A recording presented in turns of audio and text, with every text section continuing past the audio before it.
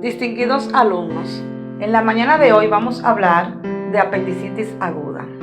Como ustedes entienden este término, apendicitis aguda significa la inflamación del apéndice vermicular o apéndice vermiforme. El apéndice es un órgano de aspecto tubular localizado en la cara posteromedial del ciego, por debajo de la válvula ileocecal. Tenemos que tener claro que un paciente con apendicitis aguda puede presentar diversas manifestaciones, pero conociendo estas manifestaciones es que vamos a poder hacer un diagnóstico correcto. Tenemos que conocer los signos de la apendicitis aguda, las diferencias que podemos encontrar en el examen físico de estos pacientes con respecto a otras patologías. Es decir, presten vital atención a estas explicaciones.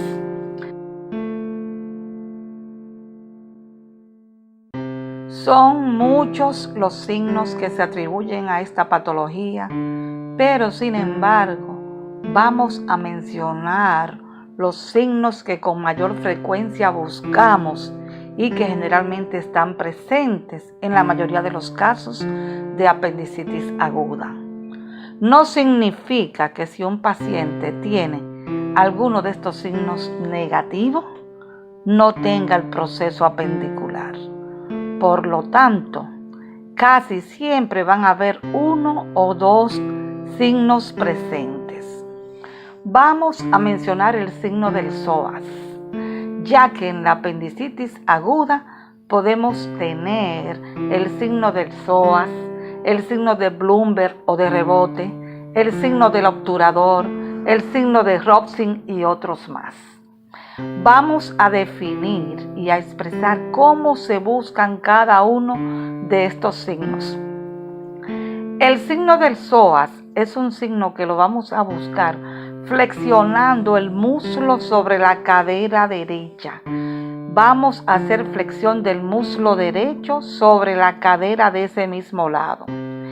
Este paciente va a manifestar dolor en fosa ilíaca derecha como respuesta al proceso de irritación del apéndice vermicular, que generalmente va a yacer sobre el músculo psoas.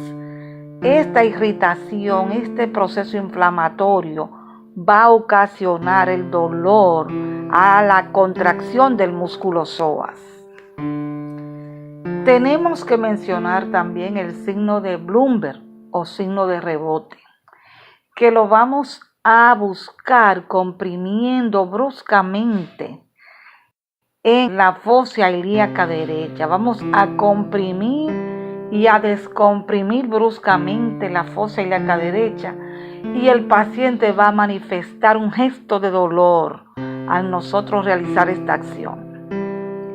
El signo del obturador. En este signo nosotros vamos a observar la presencia del dolor en fosa ilíaca derecha cuando flexionamos el muslo derecho y rotamos la cadera hacia adentro, es decir, realizamos un movimiento de aproximación y separación del muslo sobre la cadera, un movimiento hacia adentro y hacia afuera.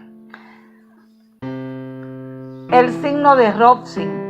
El signo de Robson lo vamos a buscar presionando en la fosa ilíaca izquierda en un punto que coincide con el punto de McBurney de manera horizontal. Si hacemos una línea imaginaria, va a coincidir con el punto de McBurney. Vamos a presionar en fosa ilíaca izquierda. Esta presión se ejerce sobre el colon sigmoides. Entonces, ¿qué va a pasar? Los gases van a dirigirse hacia el ilion terminal y ese gas va a penetrar a través de la válvula ileocecal. Se va a producir una distensión del ciego por esa entrada de los gases y eso va a producir el dolor en fosa ilíaca derecha. Es el conocido signo de Robson. Un paciente con apendicitis aguda puede tener una triada comúnmente, pero no siempre va a ser así, de dolor epigástrico, dolor que se irradia a la región umbilical y que luego se traslada a fosa ilíaca derecha, a donde está el punto de McBurney, que es el punto anatómico donde la base apendicular está implantada en el ciego. Es decir, estos pacientes, cuando los vamos a examinar, van a tener dolor en este punto anatómico, dolor en fosa ilíaca derecha, sobre todo si se trata de un proceso localizado de pocas horas de evolución. En estos pacientes tenemos que realizar un hemograma, un historial clínico exhaustivo, un examen de orina y, sobre todo en algunos casos, algunos estudios de imágenes, sobre todo en las pacientes femeninas, porque pueden tener otra patología que esté haciéndonos confundir con el diagnóstico de apendicitis aguda o tratarse de otra situación y entonces el paciente puede ser operado de apendicitis aguda sin tener la apendicitis aguda. Es decir, hay que hacer un buen historial clínico y ayudarnos con los estudios de imágenes cuando el caso lo amerita. Entonces, vamos a hacer un hemograma. En este hemograma vamos a encontrar generalmente una desviación a la izquierda de esos leucocitos. En el diagnóstico diferencial, en esos leucocitos, entiendas, neutrófilos, vamos a encontrar una neutrofilia. Pero no todos los pacientes van a tener esta neutrofilia. Es decir, algunos pacientes, inclusive con apendicitis aguda, ustedes lo podrán encontrar que tienen glóbulos blancos normales. Por lo tanto, en medicina y sobre todo en esta patología 2 y 2 no son 4, como dice el dicho. La experiencia es muy importante para establecer el diagnóstico de apendicitis aguda. Y cuando no estamos seguros de esta patología, lo importante es que ingresemos ese paciente para nosotros seguirlo hasta estar seguros del diagnóstico. Hay complicaciones preoperatorias, transquirúrgica y postoperatoria en estos pacientes. Y ustedes tienen que conocer algunos detalles. Tienen que saber que un paciente con apendicitis aguda que no se opere a tiempo puede tener una perforación apendicular y esto ocasionarle una peritonitis que puede ir de localizada a generalizada y acabar con la vida de ese paciente. Porque las peritonitis bacterianas tienen una alta mortalidad. Y ustedes saben qué es lo que se sale de la luz del apéndice. Son esas bacterias del tracto digestivo, las bacterias que están en la luz del colon, que son bien agresivas. Y entonces este paciente va a tener una peritonitis fecaloides.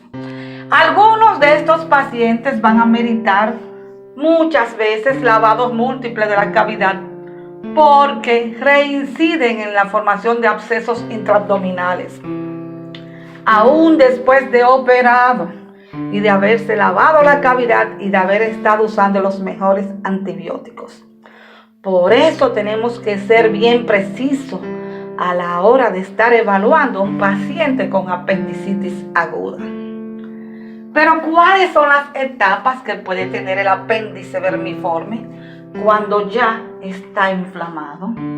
Recuerden que hay una etapa congestiva, una etapa suporativa, una etapa gangrenosa y la etapa perforativa, que es cuando ya el apéndice vermicular no aguanta más y se perfora. Entonces, ¿por qué se perfora? ¿Por qué sucedió esa apendicitis?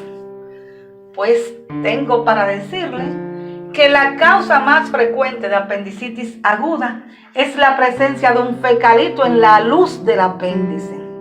Fecalito, recuerden, esa pequeña cantidad de materia fecal que se torna en una bolita dura, compacta, llamada fecalito, que va a migrar hacia la luz hasta que cae en el apéndice, en la luz del apéndice vermicular.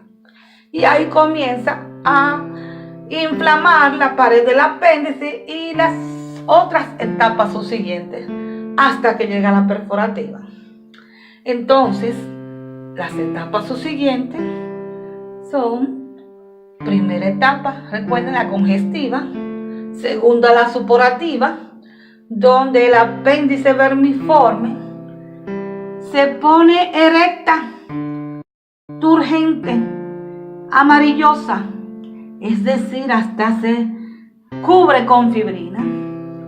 Entonces usted es fácil de reconocer. Por eso muchos autores le dicen a esta etapa cuando el apéndice se pone como el pene de un perro. Etapa supurativa, porque el apéndice vermicular se torna erecta. También tienen que tomar en cuenta que al momento de realizar una apendicectomía debemos darle importancia a las horas o días de evolución que tiene ese paciente, porque no es lo mismo operar un paciente con apendicitis aguda de pocas horas de evolución que un paciente que tiene 5 o hasta 10 días con un apéndice perforado.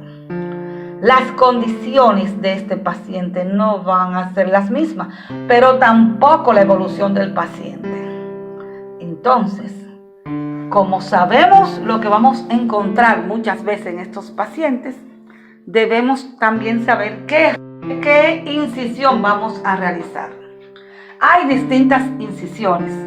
Está la incisión de McBurney, la incisión de Rocky Davis, la incisión media infraumbilical, que para casos avanzados, como el último que mencioné, donde ya hay una peritonitis generalizada, es la incisión ideal, porque usted puede lavar, aspirar y abordar la cavidad para no dejarle residuos de abscesos a esos pacientes, porque eso puede tornarse en otras complicaciones que pueden dar al traste con la vida del paciente.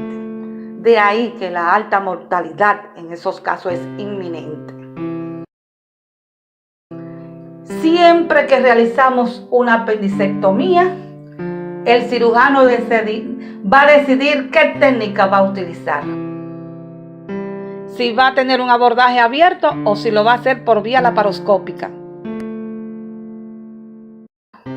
Pero generalmente la doble ligadura a nivel del muñón es ideal. Se puede realizar una transficción de la luz del apéndice luego de estas ligaduras y hasta invaginar el apéndice y cubrirlo con epiplón, con el aumento o con el mesoapéndice circundante. De tal manera que es el cirujano, basado en la medicina y la evidencia y su experiencia, que decidirá qué va a realizar en ese momento. Pero todo depende de lo que encontremos, porque algunos pacientes van a tener hasta la base del ciego necrótica. Es decir, lo que hagamos va a depender de los encuentros transquirúrgicos de nuestro caso.